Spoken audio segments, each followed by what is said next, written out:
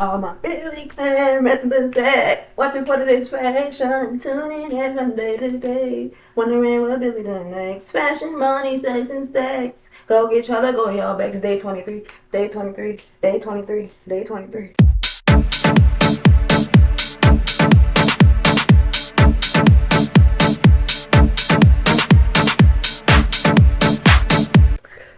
We back in action, chickadees. We are back in action. Before we get started on our video, guys, make sure y'all like, comment, share, and subscribe. Okay, y'all already know. When y'all come across a Billy video, when y'all come across a video from All Things Miscellaneous, you already know the checklist. Before the video gets started, you have to like it. You have to comment. You have to subscribe.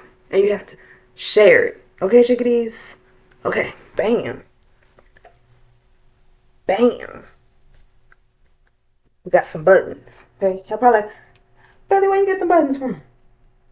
Where your mother bought them buttons?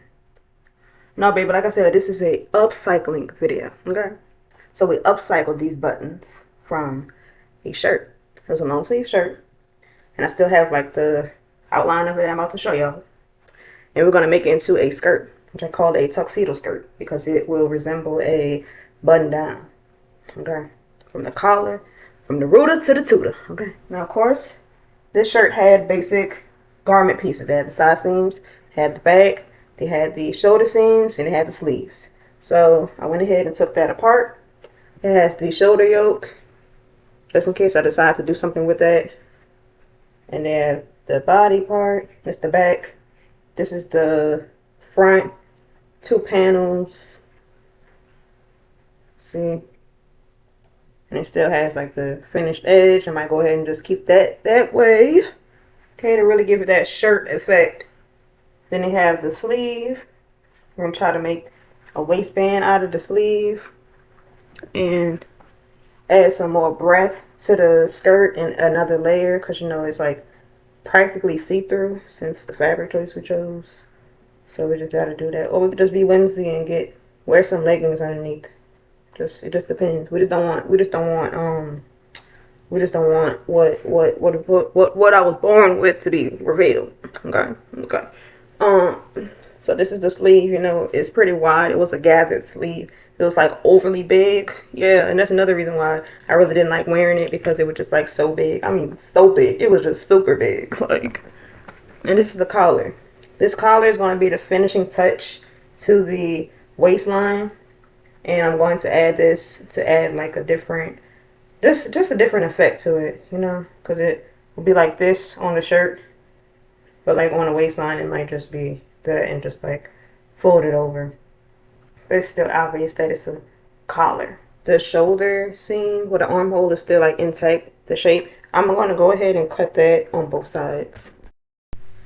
So this is what I'm working with to serve as the back. Of course, we're going to add more to it, but I just decided to just cut that part off, and I also cut off the part where the shoulder yoke was at too. And I'm keeping the shoulder yoke because one, it adds like another layer, and two, it just adds length to the skirt. And if I were to cut the shoulder yoke off, it'll be about this long, and to me, that's kind of like too short. No blow to whistle. Now our back is ready. But a portion of the back is ready, and now we just have to figure out what we're going to do with this. So I think I can use this to add some breadth to the back, definitely. And because we also need like enough space for like seam allowance and ease. Yeah, I'm going to play with it and put it like against it, and I'm going to show y'all what I come up with. From the two front panels, I was able to get this piece and this piece.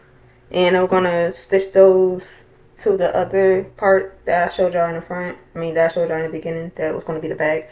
And the thing about upcycling is that you can use like as much of the fabric as possible. Like this is how much is like left from like me cutting stuff, and it can be used for something as in the project until I can't find anything else to use it for. Now that we have our two panels and we have our back, I'm just going to fold this and put it to the side just like this. Just fold it. Put it to the side. Put it to the side. Up next, we need to figure out what we're going to do with the front. So this one has the open placket. I might go ahead and cut this part off, like see right here, and then just cut that across. And I'm going to see what I'm going to do about closing this, because it can just be like a cute little slit, but then I don't think I want that. And also I got to keep in mind that I want it to be a placket. So what I can do is I can just fold on this part, fold it about, what that is, maybe 2 inches, but it'll probably be less than 2 inches because I have to like fold this part under to secure the raw edges and make the placket down the middle of the front of the skirt, and we're going to stitch that like that. All right, so this is what I came up with. I put it up against myself to measure like the distance from the two panels and the length, and it looks pretty fine. And what I'm going to do is, to make sure that the collar is visible like from the front, I'm going to cut the collar in half, and then from there I could just put it like probably an inch or two away from like the placket that I'm going to be putting, because like I said, I wanted to create the illusion that it's like a button down shirt. And I'll just fold this over somehow and stitch it. Alright, so I cut the two collar pieces in half. I'm going to put something like this, cut it like that at the front. I'm still thinking about the closure and whether I should actually make a whole waistband, like construct a whole waistband for it. So I have these little pieces that I could use to make a waistband. I'm thinking about stuff as I go. I'm not exactly sure how I'm going to do it, but that's just what happens when you're upcycling. You just find a purpose and a use for what you have. And then I'll just cut the usable parts out in the shape that I want and the width that I want, and I'll just like stitch them together probably about like 1/4 of an inch. Press the seams, fold it over, and do the regular attachment to our waistband.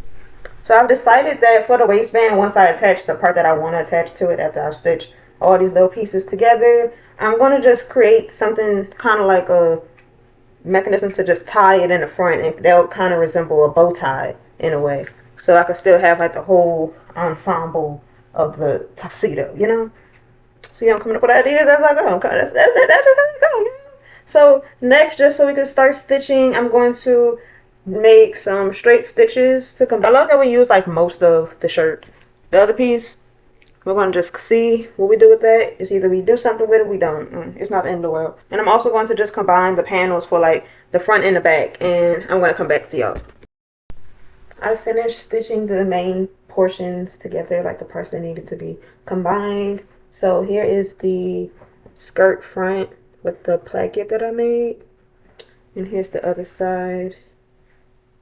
I'm still trying to figure out what I'm gonna do with this part. Here's the waistband. Like I said, I'm gonna end up tying this off. And this is the back, and I did French seams just to finish them because I didn't think pinking would be as appropriate for this. I wanted to keep the tuxedo theme, so I just did the clean finishes. Pinking would have made it look casual and just like not unfinished and weird looking. I'm going to finish the hem on both parts of the front, and I'm going to put them together like with the 2 stitches, because like if I do one and just go all the way down, the back on the underside would keep coming up. So I'm going to tack them down with 2 rows of top stitching to combine them after I finish the hems, and then I'm going to attach it to the back panel, right sides together. The front is slightly shorter than the back, so that should be an interesting look. Like I said, when it comes to upcycling and just sewing in general, things become unexpected. So in order for me to get the most use out of the shirt that I had to make it into a skirt, I had to make the front shorter, then realize it would be shorter than the back, and the back is much longer, but I prefer the back to be longer. The front isn't too short, it's just yeah, it's not like super short, so it'll still be good. So this is how my skirt looks so far. I think this is the orientation I want it to be in, and then like the bottom is just hanging like that. I will go ahead and stitch this part like before I decide to wear it, depending on how I style it. And I'm just gonna go in like with some a hand sewing needle and some thread, and just like close this up. I would do it on a machine, but like the machine isn't gonna give me the look I want, because I just want the seams to just close together, and it's going to make it look distorted if I use the machine.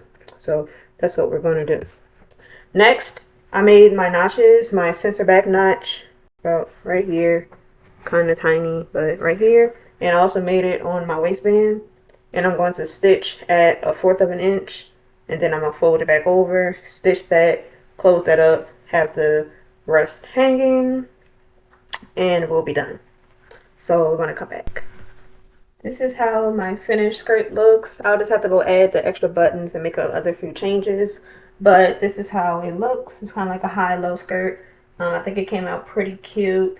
Came out kind of better than I expected. It still has the characteristics of a button-down shirt on the front and the back, and I find that to be really interesting. If y'all want to see more videos like this, make sure y'all like, comment, share, and subscribe. And thank y'all for watching, and come back for day 24.